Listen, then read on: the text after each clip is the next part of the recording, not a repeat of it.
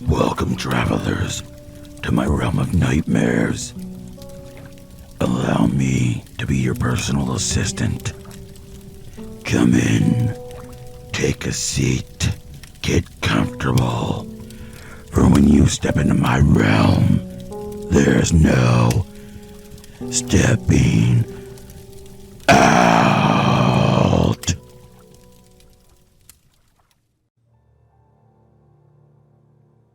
Are you sure you two will be okay?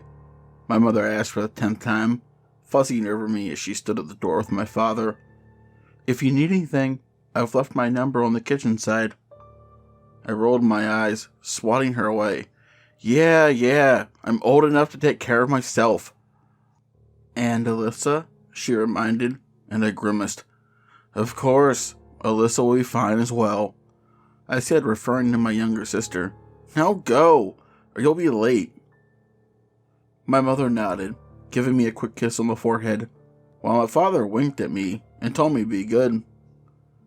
Call me if you need anything at all. I promise I'll pick up, she said as she walked off. Then, finally, they were gone. I shut the door behind them and grinned, alone at last. I already knew how I was going to be spending my evening, candy and video games. When I turned around, however, my smile slipped. Alyssa stared up at me. Her brows twisted into a frown. You forgot about me, she said sulkingly. She must have heard our exchange. No, I didn't, I muttered, waving her off. Go play with your toys and don't bother me. You're so mean, she muttered, sticking her tongue out before storming off to her room. I shrugged absently. 13-year-old boys weren't supposed to care about their little sisters. Throwing myself down onto the sofa, I started up my video game console and grabbed a handful of popcorn that I'd snuck in earlier. And no parents to harass me. Perfect. It must have been no more than a half an hour later when someone knocked on the door. Too caught up in my game, I barely registered it until Alyssa patted in, clutching one of her toys to her chest. There's someone at the door. Drawing my attention away from the television, I hit pause. What? I said irritably. Before she could repeat herself, someone knocked again, and my stomach lurched. It was only then that I remembered my mother's warning. Lock the door behind us, and don't answer if anyone... I don't remember locking the door after they left, but surely whoever it is wouldn't just barge in. Another knock, more urgent this time. Who is it? Alyssa whispered, her knuckles whitening as she clutched her toy harder. Just ignore it. Whoever it is might go away, I said, setting down my game controller. The back of my neck prickled with unease. Who would be knocking this late at night? The two of us waited in silence, hardly daring to breathe, until the knocking stopped. After a few minutes, whoever it was must have left. Everything went quiet again. See, it's fine. They left, I told my sister, whose face had gone pale with worry. Can I stay with you? She muttered. I rolled my eyes, but shuffled up along the sofa so that she could sit next to me. I resumed my game, but remained distracted, wondering who it could have been. I got up from the couch to go check the locks. Sure enough, I had forgotten to lock the door. I locked it quickly and headed back to the couch. Alyssa eventually began to doze off next to me. Her head had slipped, so it leaned against my shoulder, but I didn't bother to shrug it off like I normally would.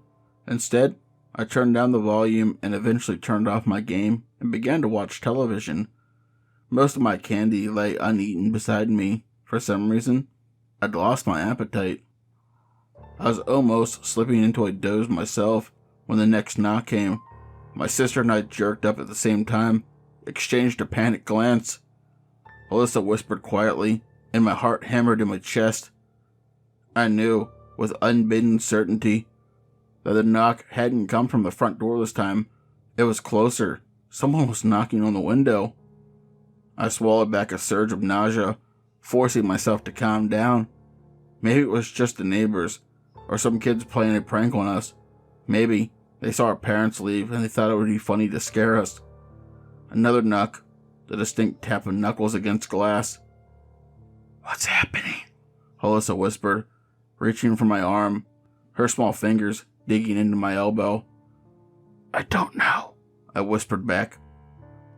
The knocking turned to the thuds as whoever it was started to slam their fist against the window. Alyssa bit back a scream, and I urged her to be quiet.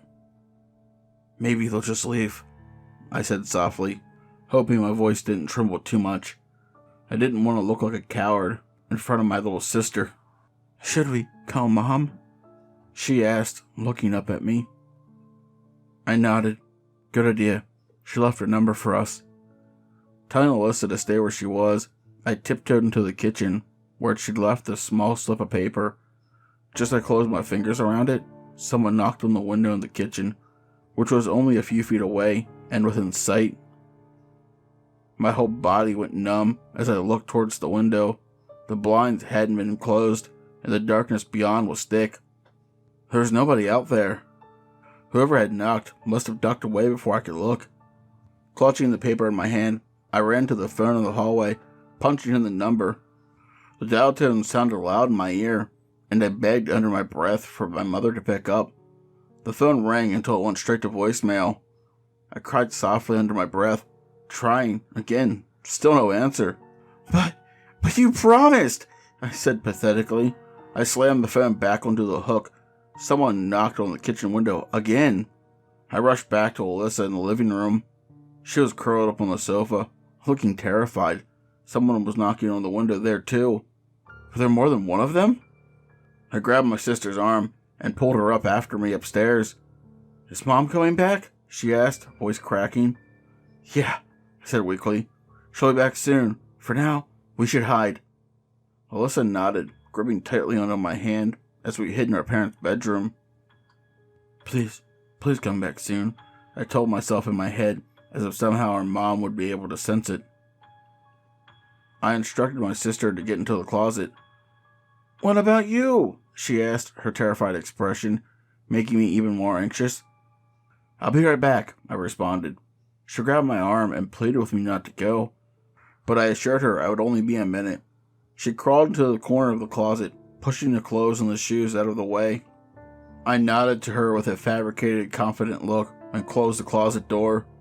There was no way I could go into the closet with her. I had to know what was going on downstairs. I made my way to the top of the stairs and stood there for a moment, intently listening. The knocking had stopped again. The pit in my stomach told me the knocking would continue. I was startled when the phone began to ring. Something was preventing me from walking down the stairs. Whether it was fear or caution, my body held me back from taking action without thought. The phone continued to ring until I mustered up the courage to run down the stairs, almost tripping over my own feet. I ran around the couch and into the hallway, grabbing the phone aggressively from the hook. Mom, is that you?" I asked, breathing heavy. The dial tone told me I had been a second too late. I placed the phone back on the hook in hopes that she would call right back. I knew my mom would see our missed call and would call back until she got a hold of us. Either that, or she would come back immediately. For the first time, I found myself being grateful for her overprotectiveness. After a few seconds, I grew impatient and picked up the phone once again. I began dialing the number again when the line went dead. I heard nothing. Confused, put the phone back on the hook and picked it up again. "What's going on?" I asked myself, hands getting sweaty. I looked to my left, forgetting about the window with open blinds. I was greeted by a man standing outside the window, smiling back at me. He was around the same age as my dad, only much heavier, with an unkempt beard. He was smiling at me, but not in an inviting sort of way. He motioned with his hand for me to come closer, causing me to drop the phone out of fear and run to the stairs. As I reached the top of the stairs, I heard banging against the window. Entering my parents' bedroom, I heard a distinct sound of glass shattering. I closed the door and grabbed the closet door, swinging them open. As I got inside the closet, I realized that having the bedroom door closed would probably give up our location. I got out of the closet and opened the bedroom door. I retreated back into the closet and sat next to my sister, who was now visibly shaking. "Children," I heard the man scream calmly, but maniacally. "Your mother sent me. Come on down so we can talk." "Is Mommy here?" Alyssa whispered to me. I shook my head no and motioned with my hand for her to keep quiet. We remained still and silent for a couple minutes. "Children," the voice continued, "please come down. I'm asking you nicely." Alyssa began to cry into my shoulder. I covered her ears, hugging her close. I was glad she wasn't facing me, because at some point I began to cry as well. I'd never felt so terrified. "Robbie," the voice echoed through the house. How did he know my name? I wondered to myself. Perhaps my mom did send him, and maybe there was an emergency of some kind. Maybe this was all just a big misunderstanding. I tried rationalizing our current predicament, perhaps as a way to cope with the fear I was feeling. "I'm going to start getting angry," the man yelled. "Robbie, why don't you come down here and talk to me? And Alyssa, you can stay upstairs. Either you come down, or I'm going up. And you don't want me to come up the stairs, Robbie." My heart was pounding, and my mind was racing with all the possibilities of what would happen in the given scenario. Maybe it was instinct. Maybe it was my futile attempt to protect my sister, but I knew I had to go downstairs. Hiding in the closet wasn't going to stop him from getting to us. Maybe if I went downstairs, my sister would be safe. I began to move to the closet door when my sister tugged on my shirt. "Don't," she said, tears in her eyes. "Stay here," I told her. "Be quiet and don't move." "It's okay," I assured her. I pulled clothing down from a nearby hanger and threw them over her. In an effort to hide her, I walked out of the closet, closing the door behind me. I inched my way to the stairs. My entire body was shaking, and I was having second thoughts about my decision. I reached the top of the stairs and made eye contact with the man. He stood there, smiling up at me maniacally. He motioned for me to come downstairs with his hand. "Who are you?" I yelled down to him. "I know your mom," he replied. "I just want to talk. I promise I'll leave as soon as I'm done. You don't have to be afraid." While his words sounded sincere, his facial expression said otherwise. Something about his demeanor told me that there was something not right about this man. Regardless, I knew I didn't have many options. I walked down the stairs, not breaking eye contact with him. I took my time, walking down one step at a time. Could it be possible that he did know my parents? Maybe they were in an accident, and the man had gotten inside to inform us. I shook these stupid thoughts out of my head as I reached the bottom of the stairs. As my foot touched the floor, I stood in place, now giving thought to the idea of perhaps making a run for it. The front door was a couple feet to my left. If I made it outside, I could yell for help, and maybe someone would hear me.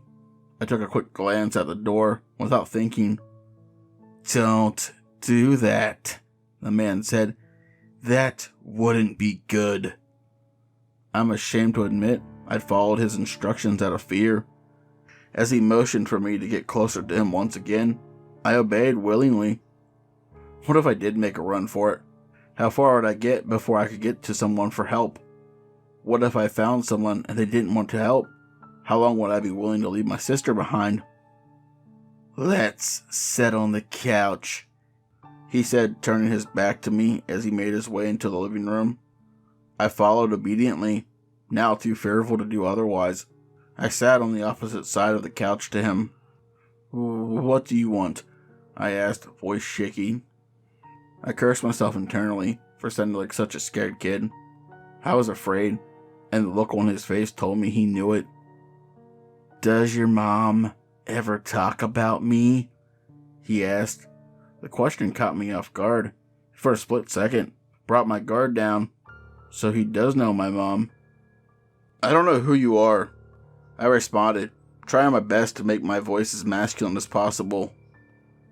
I'm Jeff, he said slowly, pointing to his chest. I work with your mom. Well, worked with your mom before we had a little disagreement. We've sort of been dating. Well, not officially, I guess. A little under the radar. It's been kind of a secret. Obviously, there are some complications to the whole thing. I'm sorry. I don't know what you're talking about, I stuttered. Maybe you have the wrong house? No, Robbie. I have the right house, he said, shifting his posture so he was directly facing me. I just want to know what your mom has said about me. I don't think I'm supposed to say this, but your mom and I are running away together. I don't know how much she's told you. I imagine it'd be hard for you all having her leave, and I imagine it would be hard for her leaving you all behind. I think that's why she's been pushing me away, pretending she doesn't feel the same. If I could only show her, get through to her somehow, you know? I just need her to know how much I love her. It's like, I've told her, I've expressed this to her in so many ways. She brushes me off, as if I mean nothing to her. As if I'm some sort of inconvenience, a hassle. You don't know the kind of pain yet, kid. But let me tell you, it hurts. I have this dream. It's more like a message. We're both on a beach, just the two of us. The ocean view is, God, it's so beautiful. I can't put it into words, but this feeling I have in that place, with her there, I know if I could only get her there. She pretends, you know? Pretends she doesn't like me. She pushes me away. I don't know why she does this. I don't know why women do this, Robbie, but I know she's playing with me. I know she wants to go, or maybe she doesn't, but if I could only get her there. As he said this, his disturbing smile began to transform into a more aggressive expression. But, as I said, it probably isn't easy for her leaving behind her kids, huh? He asked, tauntingly. Sir, my mom's never talked about you before, ever. I swear, I don't know. He cut me off mid-sentence, motioning his hands for me to stop. You little liar, he said, raising his voice. I don't believe you. Don't lie to me, Robbie. Because if she's never mentioned to me before to her own kids, that probably means I'm not important enough. I imagine it'd be difficult for a mother to leave her children behind. That kind of love, Robbie. I tell you, it's... God, I love that woman. But she has this life, and I get it. I'm not a heartless man. But what am I supposed to do, Robbie? I'm not waiting anymore. As he said this, he took out a large blade from his back pocket. I gulped as my breathing became erratic. What would you do, Robbie? He began, when a couple of little punks stand between you and the love of your life. You don't even know what I'm talking about, do you? He shifted his gaze up, something catching his attention. I looked back and saw Alyssa standing at the top of the stairs. In an instant, Jeff got up from his seat, his eyes locked on Alyssa. I got up and made a run for the stairs, not daring to look back. I reached the top of the stairs, grabbing Alyssa by her hand, almost pulling her arm off as I yanked her into our parents' bedroom. I closed the door behind us and paced around the bedroom, trying to come up with an idea. I tried pulling the stand table in the front of the door, but it was too heavy. Robbie, Jeff taunted from the other side of the door, almost singing my name. He sounded like he was almost at the top of the stairs. In a moment of desperation, I opened the window. I had looked outside the window many times before, and knew there was no way of getting down from the first floor safely. I pulled Alyssa to the window as I followed in a state of shock. I looked down. I knew the fall was going to hurt a great deal, but I could only pray that it wouldn't kill us. I placed a leg out of the window, placing Alyssa in front of me. As half our bodies hang out the window, Jeff kicked open the door, running inside, wielding his knife. I plunged outside the window with Alyssa, placing her on top to soften the landing. I hit the ground hard. I heard my head bounce against the grass. I was disoriented for a few seconds as Alyssa shook me violently. I was unable to breathe, just lying there, trying to process my surroundings. I finally came to, Alyssa's words finally making sense. "Are you okay?" she asked. I grabbed her arm and I pulled her towards the front of the house, my body swaying side to side, still dizzy from the fall. We were greeted by Jeff, his twisted smile now gone, replaced by a look of determination. We walked in the opposite direction, making our way back to the house. "Run," I whispered to Alyssa, unable to raise my voice. She ran ahead of me, making her way into the neighbor's yard. Through a hole in the fence, Jeff followed behind her, pushing me to the ground in the process. I made my way back to the porch of our house before yelling to him, "I told her not to leave with you. She's staying behind because of me. She'll never leave with you. I'll make sure of that." Jeff turned back at me for the first time, displaying what I could only interpret as rage.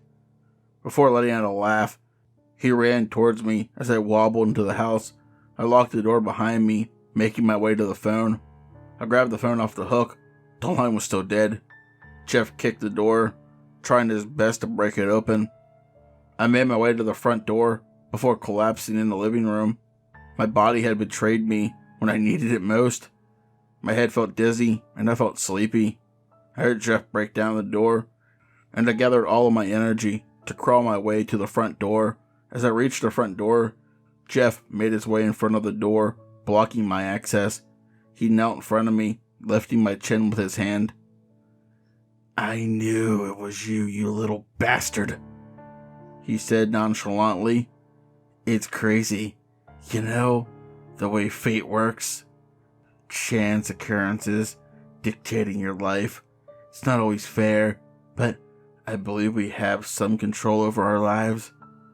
That's all I'm doing here. I'm finally taking control, and things are going to go my way. It's nothing personal, kid." He grabbed my hair, pulling my head up as he lifted a blade to my neck with his other hand. There was a knock on the front door. "I have a gun," someone yelled from the other side of the door. "Robbie, are you in there?" It was Mr. May, our neighbor. I began to laugh, delusional, and finding humor in my current situation. Jeff motioned for me to be quiet as he pulled me to my feet, his knife still pressed to my neck. "Let the boy go. The cops are coming," Mr. May yelled again. I continued to laugh. For some unknown reason, unable to control myself. "Shut up, you little punk," Jeff whispered in my ear. He continued pulling me to the back of the house, moving backwards, still facing the front door. Mr. May began kicking the door, causing Jeff to push me to the ground. I turned my head to see him running out the back door. Mr. May came rushing inside, rifle in hand. I signaled with a finger towards the back door. He bent down next to me. "Are you okay?" he asked, as he placed a hand on my shoulder. I nodded yes. He continued to the back. He returned shortly after, and helped me set up against the wall. Alyssa," I asked, voice shaky. "She's okay. She's safe," he responded. Mr. May stood by my side until the police came. They asked me a few questions before taking me out to the ambulance. As I boarded the ambulance, I saw my parents arrive, nearly hitting a police car as they made their way near the ambulance. They ran to me until several officers stood in the way. I was unable to hear what they were talking about, but I finally saw Alyssa coming out with Mr. May's wife. She ran to my parents as my mom inspected her, ensuring she was okay. My mom ran over to me as she began sobbing. I'm so sorry," she said. This is all my fault." She looked me over, inspecting me for wounds. I swatted her hand away from me. She looked at me confused. "You promised," I said. "What? Promised what, sweetheart?" "You promised you would pick up," I responded before collapsing into her arms. letting out all of my emotions in an uncontrollable sob.